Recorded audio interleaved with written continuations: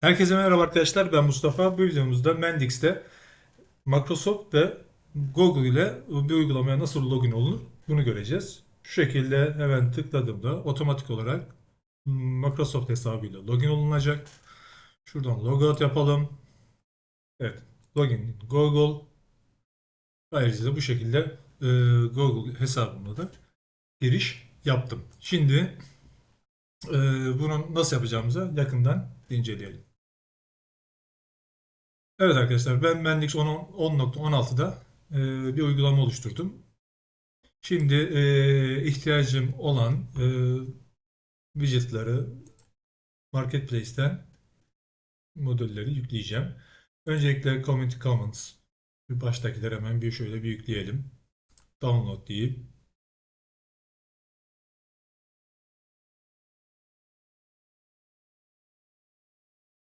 sonra evet MX model Reflection bu da lazım olacak. Import dedim.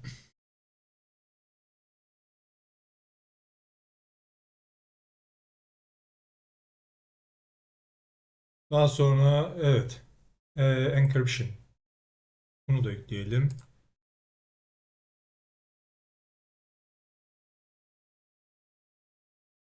Sonra buradan user commons. Evet. Bunu da ekleyeceğiz. Download dedik.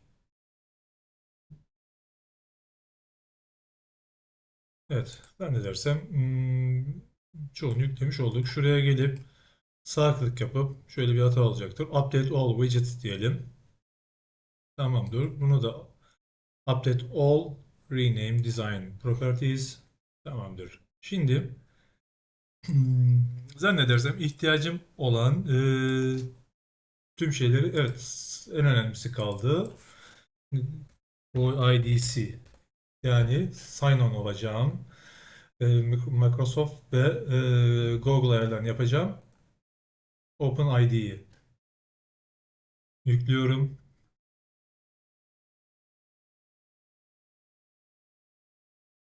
OK dedim.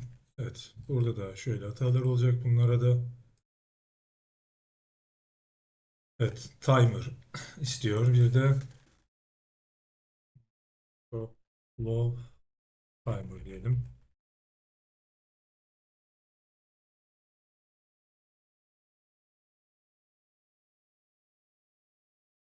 Bu da tamam. Bunu da evet. Umarım tamamdır. Tamam değilse de artık ilerleyen süreçlerde tamamlayacağız. Şimdi buradan hemen security ayarlarını production açıyorum. Şuradan bir user role belirliyorum. Ne diyeceğim? Anonymous diyeyim. Bir tane. Evet, bu da böyle oluyor ama. Evet. Domain modeli eklenmesini istemiyorum. Şu anda ihtiyacım yok. Şuradan Anonymous için şuradan Marketplace'ten gelip Atlas Web Content. Buna ihtiyacım olacak.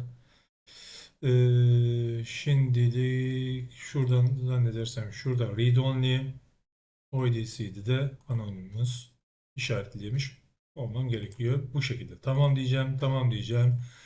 MX admin'imi şu şekilde bir yapayım. Tamamdır. Şuraya gelip buradaki security ayarlarımı da yapayım. Buraya ekleyeyim. Buna da administrator diyeceğim. Şuradan gelelim. User role. Şuradan şunu değiştireyim. Burada roller önemli arkadaşlar. Ee, Şuradan da user'a şu şekilde user seçili burada zaten. Bunlarda da otomatik olarak seçili. Şurada evet community commons'ta user. Şurada şunun ihtiyaç var mıydı? Neyse işaretleyelim yine. Community commons'ı işaretledik. Bunu işaretledik. Data'yı işaretledik. Bunu işaretleyelim. Bu da lazım olacak. Ondan sonra model reflection read only yeterli. İşaretledik mi? Yok işaretlemedik. Read only yeterli. Buradan user şu şekilde OIDC'de User da tamam. User common'da admin read only. Şurada tamam. Bunlar buraya kadar. Okey, şimdi admin ayarlayalım. Admin'de de community canvas'ta admin user, burada user bir peki gerek yok. Admin user OID'si de admin, user common'da da yine admin işaretlemiş olmam yeterli olacaktır. Okey dedim. Şuradan anonymous'u seçeceğim ve okey diyeceğim. Add page, buna da şu şekilde login page, login page, okey dedim. Hemen bunun için bir tane layout yapmak istiyorum. Login layout. Okey, login layout. Bu da tamam. Bu login page'i şuradan şu şekilde değiştireyim. Okey dedim. Tamamdır. Şimdi zannedersem buraya kadar. Tamam. Şuradaki şimdi security şeyleri user. Evet. Şimdi şuradan buraya gelip role base home, şuradan anonymous seçip buradan da login page'i işaretleyelim. Bu tamamdır. Evet, şuraya gidelim.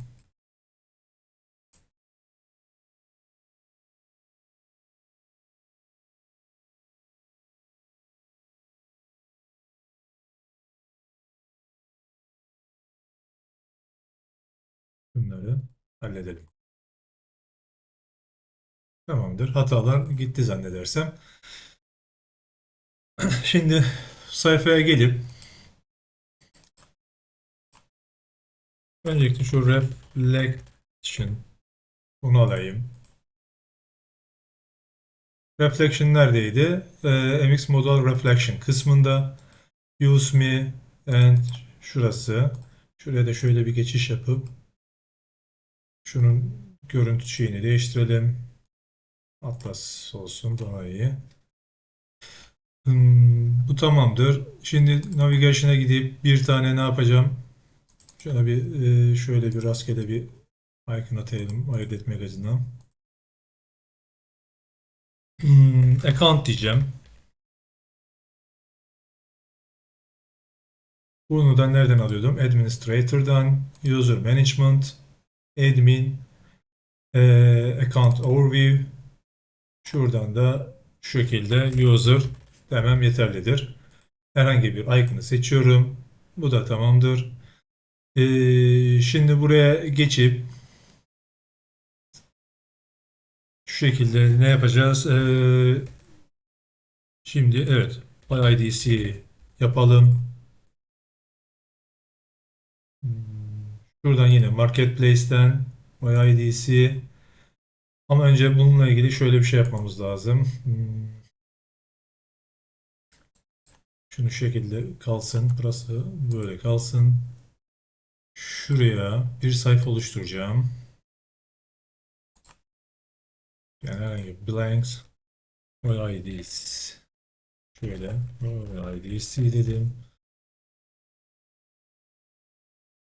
Şuradan hemen snippet call yapacağım.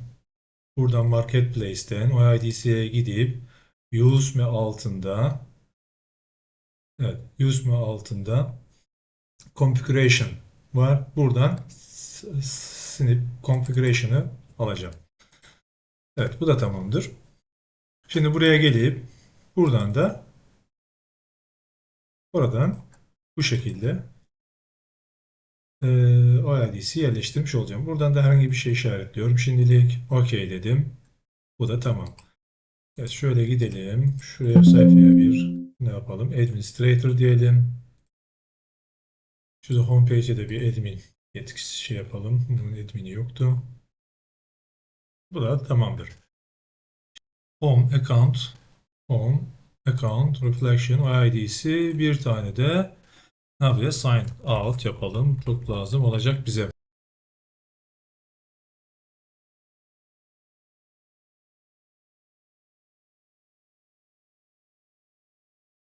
Şimdi ilk aşamamız zannedersem tamam. Şimdi şuradan bir run yapıp bundan sonra Google'u ve Microsoft'u konfigüre edebiliriz. Ama öncesinde şöyle daha henüz bitmedi. Evet. Şuradan gelip encryption'dan bunun altına geliyorsunuz. Burada şu private string ikinci şuradan APIs buradan da pardon hemen altındaki encryption key'e gelip herhangi bir 32 karakter yazıyorsunuz. Hani bu bazen şey olabilir. Bunu ChatGPT'de yazdırabilirsiniz hata alırsanız. Çünkü bazen tam düzgün yazmayabiliyor. O yüzden e, bunu tamamen şimdi ben daha önce kendim yazdırmıştım hani sorun çıkmasın diye. Bunu sadece şuna dikkat edeceksiniz. 32 karakter olmasına dikkat edin. Evet. Yani şöyle değiştireyim ben. OK dedim. Bu tamamdır. Neyse hata olursa diğerlerine de bakacağız. Legacy Exception buna da gerekiyor muydu hatırlamıyorum ama şimdi ben hani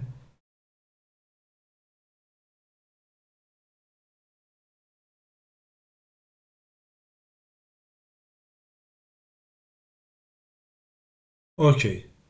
Bu da tamam. Şunların hepsini bir kapatıp save diyelim. Yani hata alırsak muhtemelen buradan dolayı alacağız. Genelde oradan çıkıyor hata. Bir run yapıp bir configure işlemlerine başlayalım. Evet arkadaşlar. Şu anda şey bitti. VWeb diyelim bir. Şu anda admin olarak giriş yapabilirim. Şimdi buradan nedir? Evet. Buraya gelip bu alanları doldurmaya başlayacağız. Nereye geldik şu anda? Şuradan açayım. OIDC'ye geldik. Ama OIDC'ye gelmeden önce şuradan Reflection'a gelip unutmayalım. Reflection'dan şöyle bir refresh yapalım. Evet. Şunları bir şey yapalım. Tekrardan şöyle işaretleyelim. Refresh diyelim.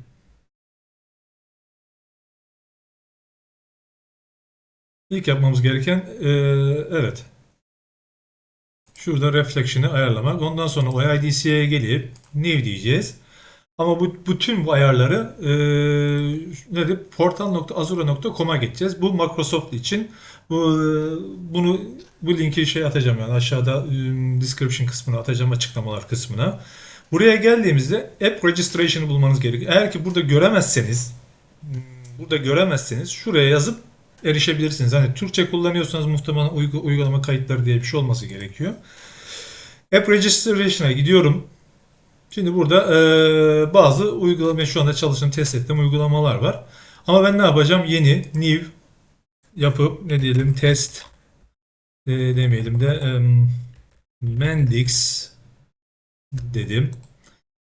Şimdi burada burada bazı ayarlar var. Sadece şirketiniz girecekse şirketinizdeki kişiler için burayı tıklıyorsunuz ya da herhangi dışarıdan birileri girebilir organizasyonlar diyorsanız burayı. Çok daha genel için burası. Ben şimdilik burayı tıklıyorum ve aşağıdan register diyorum. Evet, register olduktan sonra bana böyle bazı değerler gelecek. Buradan client ID'yi kopyalıyorum ve buraya ilk önce buna bir isim verelim. Ne diyelim? Microsoft diyelim. Microsoft dedik. Client ID burayı hemen şöyle yapıştırayım. Client secret'ı nasıl yapacağız? Client secret'a gelmeden önce şurada endpoint var. Buna tıklayalım. Buradan da şurada configuration olan OpenID configuration. Bunu kopyalayalım. Copy var. Buradan gelip buraya şu şekilde yapıştırın. Daha sonra bu da bittikten sonra şurayı kapatalım. Şurada Certificate Secrets var ya da şuradan da geçebilirsiniz. Add Certificate Secret tıklayın. New Client Secret diyeyim. Buna da şu şekilde bir isim verin. İşte burada şeyin süresini ayarlayabiliyorsunuz. Şuradan da add dediğinizde şu şekilde bir ID oluşturacak. İki tane var ama biz şunu kullanacağız. Bu sayfayı tekrar yeniden açtığınızda burayı göremeyeceksiniz. Yani bunu alıp bir yerlere saklamanız lazım. Yani hani hatalar durumuna karşı. Bunu kopyalıyorsunuz. Hatta ben kendim de yapayım bunu çünkü hata çıkarsa bizi zor durumda bırakabilir. Evet, ben de şurada kenarda bir yerde aldım. Evet, pardon, burada değildik. Tamam, bunu kopyaladım. Şimdi buraya geliyorum. Bunu da buraya yapıştırıyorum. Bunların hepsini yerleştirdikten sonra import configuration diyoruz ve bu şekilde bize bazı datalar gelecektir. Şimdi bunlar geldikten sonra şurada add kısmı var. Şunları işaretliyoruz. Select dedim. Burası tamamdır. Bir de şurası ya bazen şey olmuyor. Bazen geliyor, bazen gelmiyor. Tenant ID'yi ben manuel olarak ekleyeceğim. Hani bir daha hatayla karşılaşmamak için. Şuradan Mendix'e geçiyorum. Pardon, Overview'e. Overview'de şurada Tenant ID var. Gördüğünüz gibi. Bunu da kopyalayıp yani bu normalde geliyor ama neden gelmedi şimdi anlayamadım. Şu şekilde. Evet. Burası da tamam. Evet. Şimdi save diyelim. Evet. Evet, muhtemelen hata almadım. Gayet güzel. Şimdi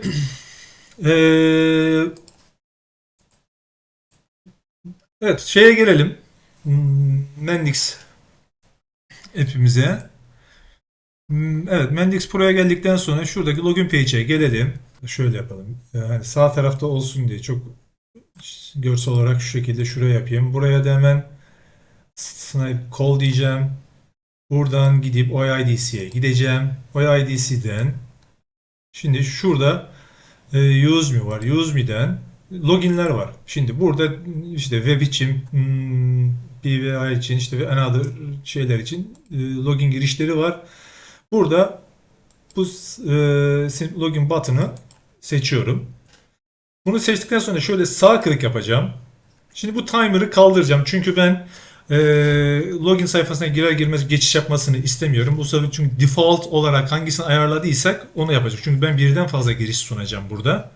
Yani şu şekilde ben Microsoft'um var, bir de Google ekleyeceğim ve burada işte nedir, Mac default yaptığımız şey mesela şu anda default budur. Microsoft otomatik olarak geçiş yapacaktır. Ben bunu istemiyorum.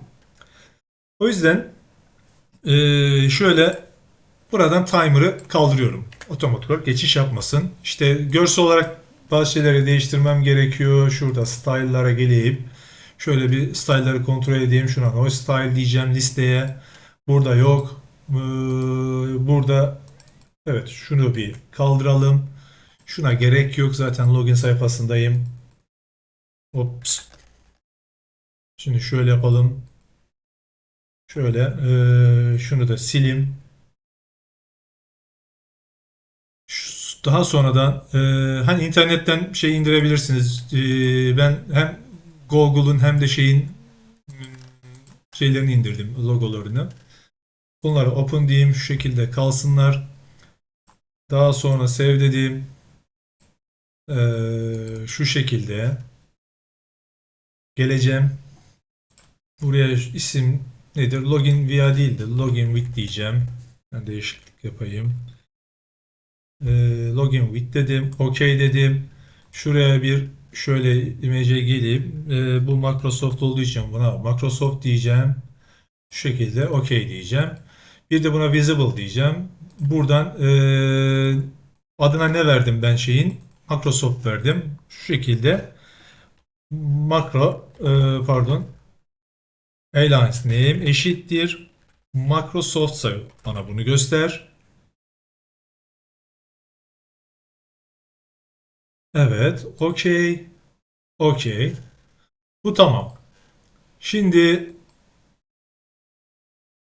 burada zannedersem başka yapacağım şu. Şöyle bir run yapıp bir test edelim.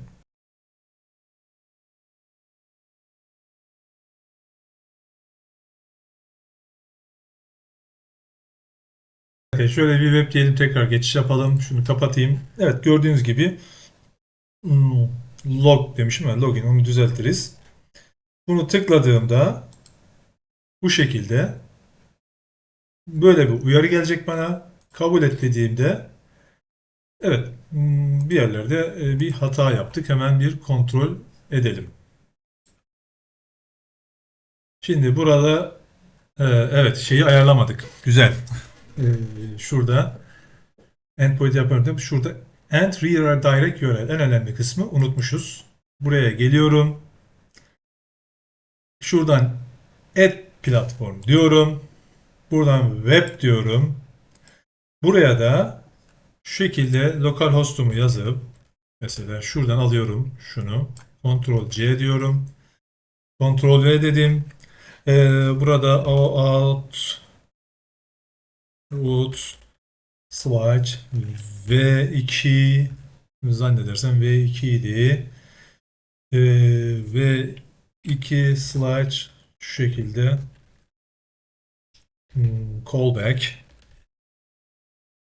dediğim. Şuradan access token ve ID token'lar işaretliyorum. Configure ediyorum. Tamamdır. Şimdi tekrar bir test edelim. Evet. Gayet güzel. Geçiş yaptı. Şuradan hemen şu şekilde Administrator'a girelim. Şuradan User'a bir kontrol edelim. Gördüğünüz gibi bu şekilde OpenID'imle şey oluştu. Buradan rolleri duruma göre değiştirebilirsiniz. Yani user olarak giriş yapıyor. Şimdi bir de bunun Google versiyonunu yapalım. Buraya geliyorum. Bu sefer buraya yine new diyorum. Buraya da bu sefer ne yapıyorum? Google yazıyorum. Buradan şuraya gelip şöyle Google Cloud, daha önce yazmışım, yaptığımda buradan Cloud Console'a geçiş yapacağım. Evet, bunun linkini de atacağım sizlere. Evet, bu daha önce farklı bir uygulamam benim. Ben şuradan yeni bir new project diyorum. Adına yine Mendix test diyelim. Mendix ile ilgili bazen yeterli. Create dedim. E, Şu anda oluşuyor. Gördüğünüz gibi. Evet, projeyi seçelim. Şu anda Mendix test projesine giriş yaptım. Buradan API Service'a geçiş yapıyorum. Buradan out consent secret.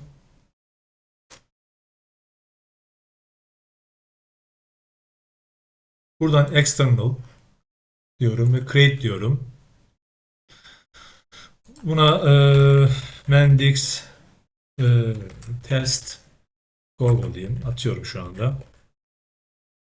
Username kendi e-mail adresim. Upload deyip herhangi bir logo yükleyebilirsiniz.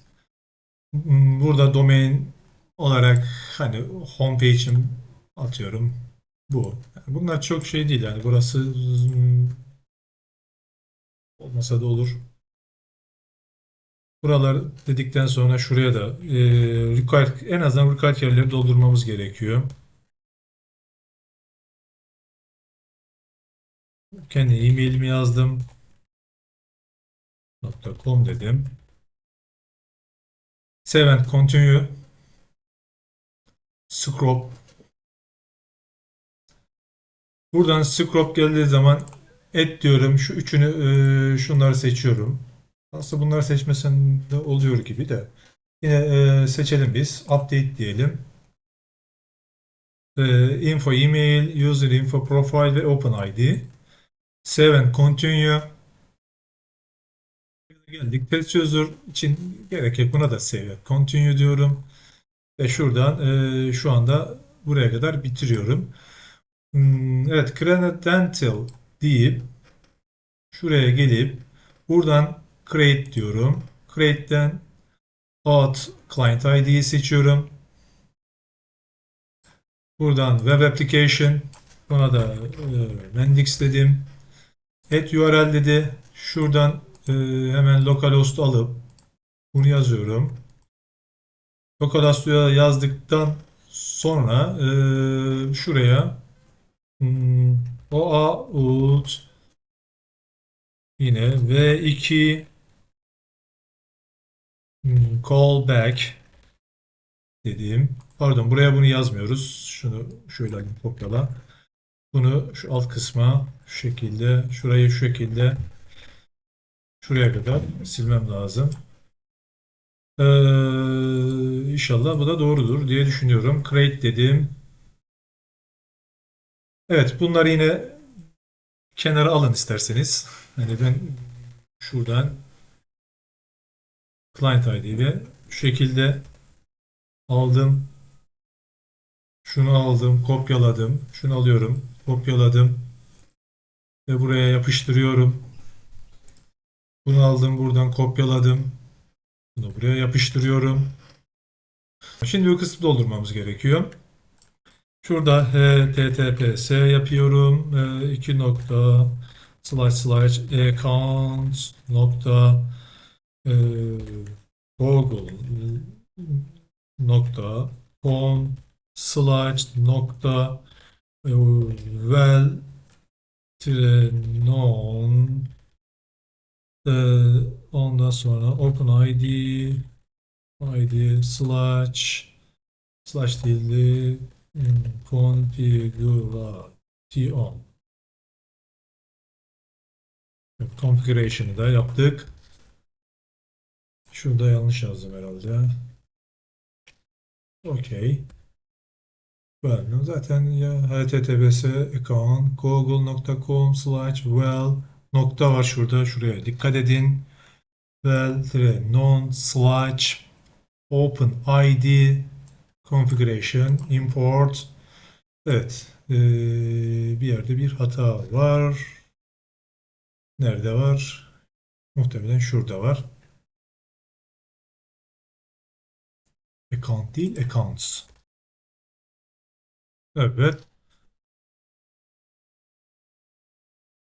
Bakın bu şekilde oldu. Buraya aşağıya doğru gelip yine burada da diğerinde yaptığım gibi add diyorum, select diyorum. Aşağıya gelip save diyorum. İşlemi bu şekilde bitiriyorum. Evet, Google gördüğünüz gibi. Şimdi tekrar Google şeyime gidip şunu şuradan Ctrl C, Ctrl V diyorum. Şuradan bunu değiştireyim. Şu şekilde Google logomu ekliyorum. Buna da visible diye de şu şekilde Google dedim. OK dedim. OK dedim. Run dedim. Ondan sonra bakalım nasıl bir şey olacak. Logout dedim. Evet, gördüğünüz gibi Google login Google'da yapalım. Ops, buradan gördüğünüz gibi geliyor. Evet diyorum. İzni veriyorum. Geçiş yaptı. Hemen buradan elimine gelip hesabıma bakıyorum. Evet, gördüğünüz gibi iki hesabımda giriş izni mevcut. Umarım faydalı bir video olmuştur arkadaşlar. Tekrar yeni videolarda görüşmek üzere. Herkese iyi günler, iyi çalışmalar.